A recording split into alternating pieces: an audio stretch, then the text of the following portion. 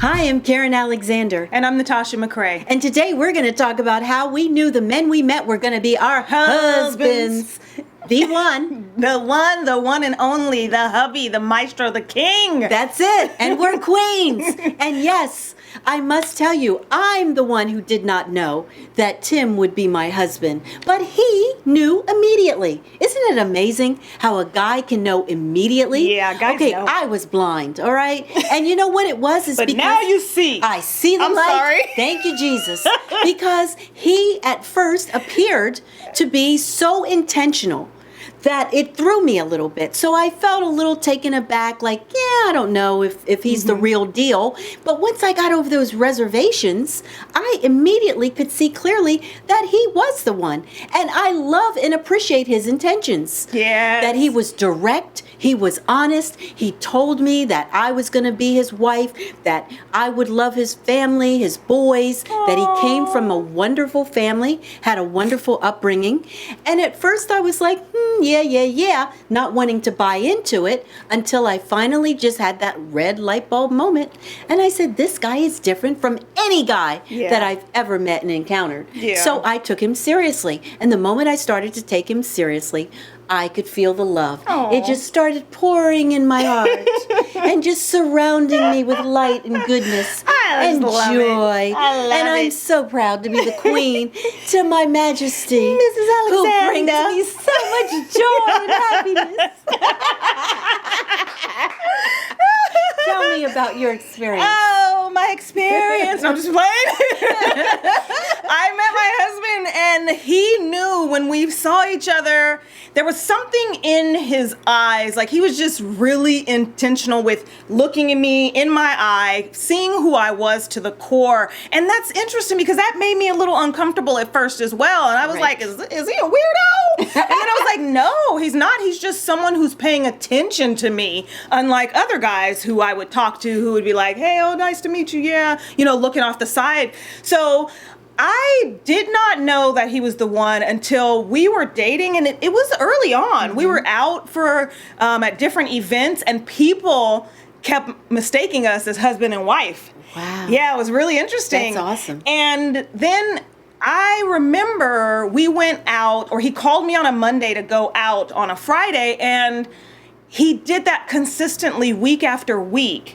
So that I just knew he was consistent, he was intentional, he treated me like a princess and a queen, and I knew he was a trustworthy man. He was just so different. He was very calm. And I had prayed before that. I had prayed to God to bring me someone who I could share my life with. And when I met him, our lives just, they just merged. melded. Yeah, they melded and they merged together. And we were doing so many things together. We had a lot of the same values and interests. And in common. Yeah, we had a lot of stuff in common. So I don't know if it just like hit me on the head, but I knew after so many weeks that if everything was what it seemed, that he was going to be the person that I was going to share my life with. And Absolutely. I had gone through so many, bad relationships, and I was able to, after going through counseling and coaching, I was able to step back and experience the relationship without clouded judgment.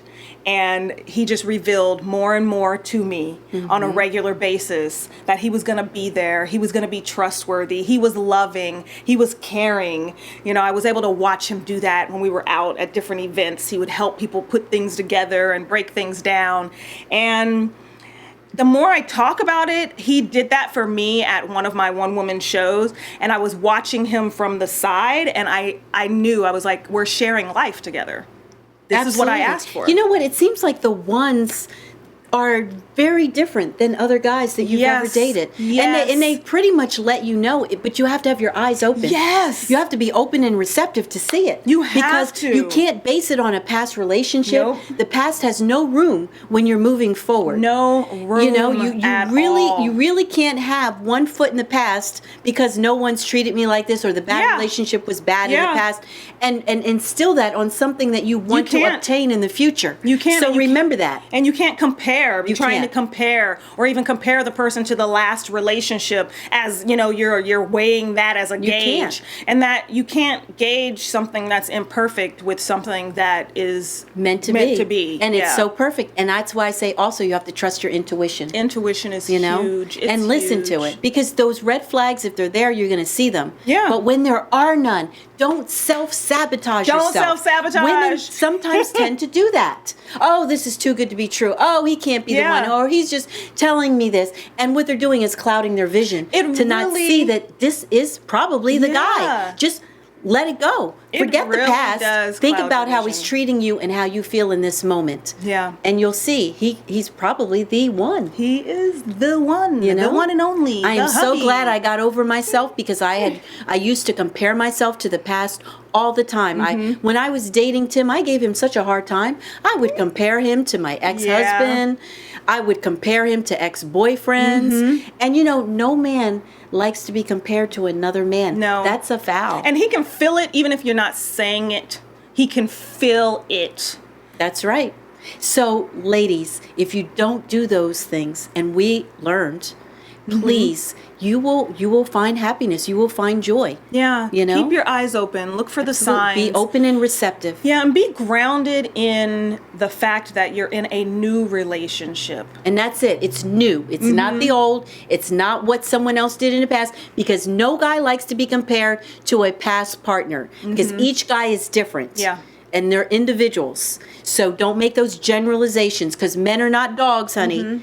They're not. They are not dogs, and I hate it when women say that. Yeah, I can't stand that either. I can't stand that. That's taboo. Don't say that. Zip it up. I'll say that. But anyway, we hope we've helped you. Yes. That's how we knew our guys were going to be our hubbies. That's it. Bye. Bye.